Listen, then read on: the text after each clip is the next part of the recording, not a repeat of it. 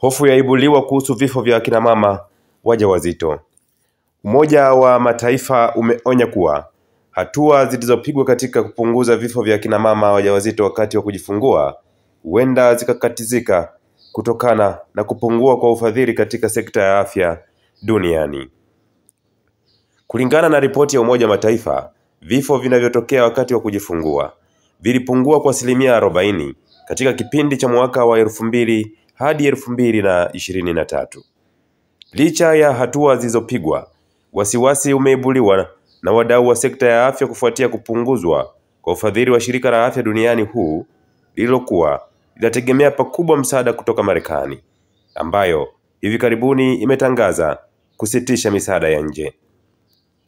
Mwaka 2023, karibia wanawake 260,000 walifariki kutokana na changamoto ya uzazi kila baada ya dakika 2.